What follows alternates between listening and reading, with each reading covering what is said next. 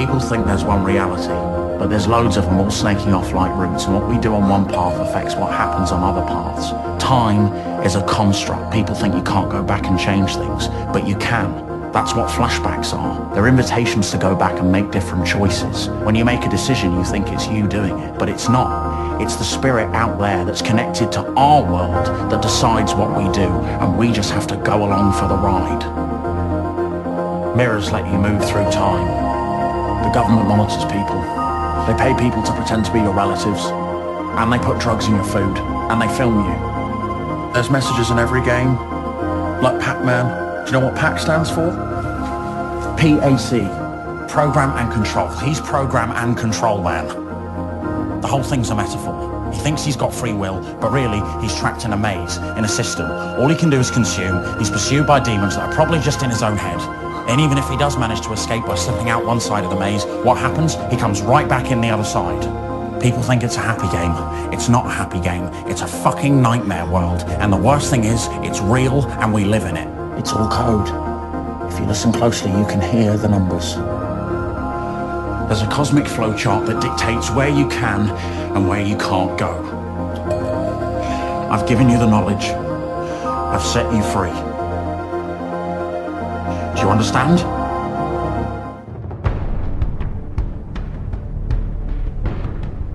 Happy hair season. Welcome to the desert of the real.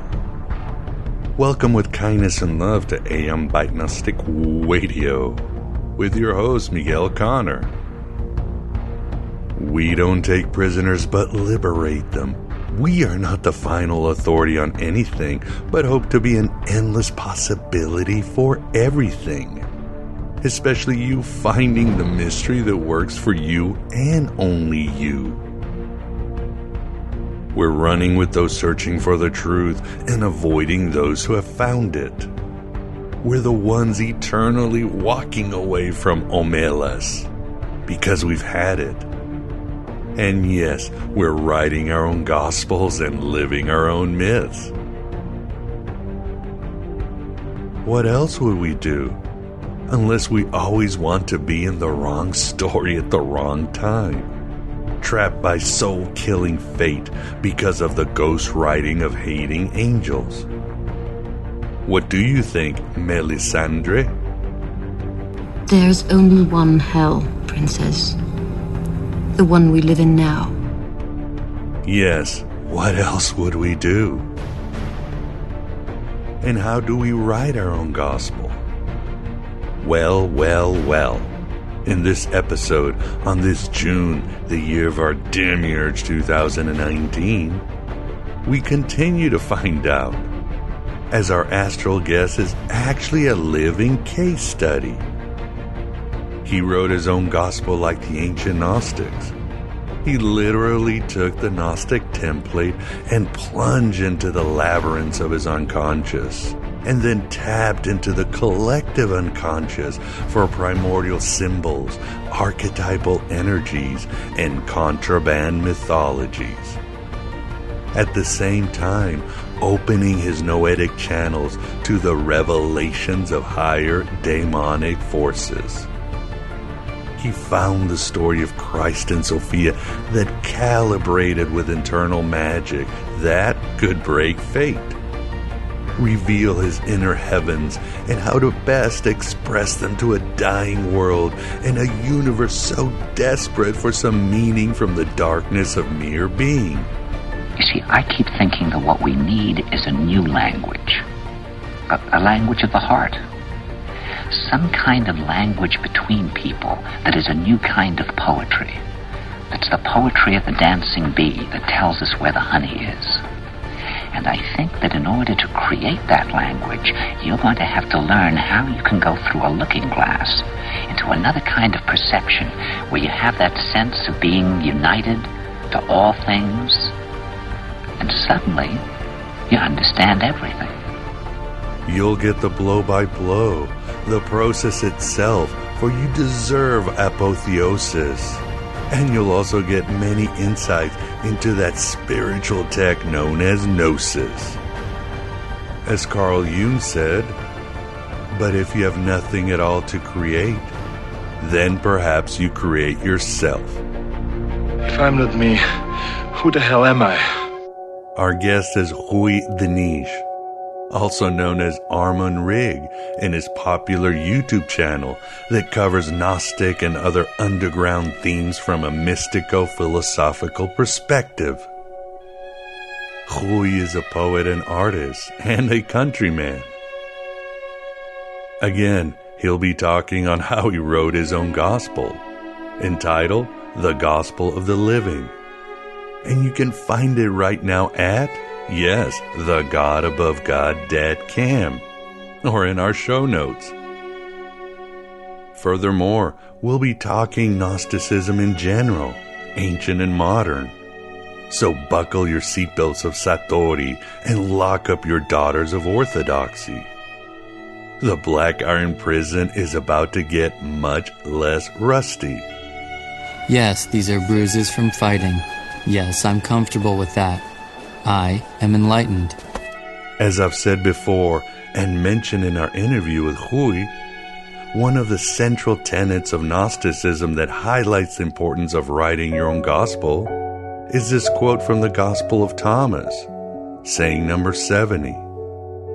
It goes, Jesus said, "If you bring forth what is within you, what you bring forth will save you. If you do not bring forth what is within you, what you do not bring forth will destroy you." And there is one translation that actually says, when you have something left to share among you, what you possess will save you. But if you cannot share among you, that which you have not among you will kill you. They need some kind of hero. Then be a hero. Oh, no. You don't understand. I'm not even supposed to be here. That's right. You came a long way to find something that isn't out here. Don't you see? It's not about you. It's about them. And it will kill you in so many ways. And it doesn't have to be this way. Don't let cosmic and earthly tyrants win. Please don't. There is so much beauty and potential inside of you. So much wonder you need to share with the world. And you never know. Like Dick or Ra or Shelley, your own gospel might bleed into your own material reality. For better or for worse, but always for liberation. What unites people? Armies? Gold?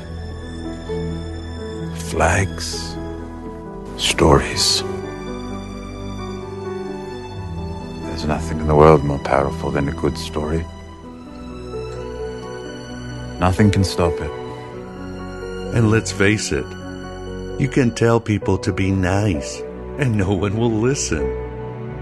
You clothe being nice in myth, symbol, and allegory, and you'll transform the heart of others as you awaken your own fiery heart. It's just the way the human mind is wired. And I would follow Oscar Wilde's advice when he said, if you want to tell people the truth, you'd better make them laugh or they'll kill you. All of this is not easy, and I struggle, of course, writing my own gospel and living my own myth. But I think I have succeeded because I've been honored to be your humble servant in getting you those red pills, and sometimes red pill suppositories. But sometimes I fall into the story of Yaldabaoth and take myself too seriously and want a new smartphone and think a politician will save me. I resent the ones I love and want to go down on Maimon in a motel room of group thought. And then I hear your feedback and the laughter of my children. And I return to writing my own gospel, and here I am humbly serving you again. If the world that we are forced to accept is false and nothing is true, then everything is possible. On the way to discovering what we love, we will find everything we hate, everything that blocks our path to what we desire. Bringing back Jung, he wrote, The point of life is that you're the fool for life, that you play the role, that you make all sorts of attempts, that you suffer. But you play that role in a most unsatisfactory way. You create a lot of nuisance or suffering or even catastrophes, and you identify with it. Therefore, you must divide yourself and think of the self. There is an Eastern saying, play the role of the king, the beggar, and the thief, not forgetting the gods. Even if you acknowledge that you are a thief, remember, that is a role you are playing. We are called upon to do strange things in this existence. Or even if you are a king, you must reserve a sphere of freedom, something beyond, where you are detached, where you disagree. You are as little king as the actor at Obermargau is Christ. The gods, of course, are appearances of the self, but in Eastern philosophy, Atman or Brahman is the self, the very breath of all the gods. As Hemingway said, there is nothing noble in being superior to your fellow man. True nobility is being superior to your former self. Let us end with a poem by Caitlin Johnstone, which relates to all of this. You have got to be out of your mind. You've got to be crazy enough to slap aside the hand that is offering you the Kool-Aid. You've got to be mad enough to call it a spade when everyone else is calling it a sunflower. You've got to be nutty enough to see a new world around the corner while everyone else says it's impossible. You've got to be off your rocker and skanking to 90s ska punk while everyone else is quite certain they're hearing a Calliope waltz. The earth is kept from spinning off its axis by unblinkered madmen, by lucid lunatics, by cleared-eyed crazies.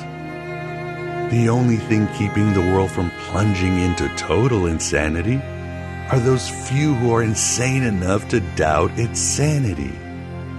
Those few who cringe at the tinny bloviations of the official newsman and strain to hear the whispers underneath the cacophony. Those few who close their ears to the blaring screens and open their foreheads to the great big sky. Those few who are loony enough to see dust and ashes on the faces of billboards and paradise between the gaps in the noise. You've got to be absolutely moonstruck to keep yelling at the bastards when the world insists you pretend you don't see them. To keep forging toward the light when everyone is screaming that it is darkness. To keep building heaven on earth while the world hides your bricks and buries your tools. Thank you, berserk bulwarks. Thank you, savage saints, for daring to hallucinate when the world says regurgitate, for daring to howl when the world says march, for daring to dream when the world says die. You are the madmen who will lead us out of this madhouse. You are the homeless wanderers who will lead us home.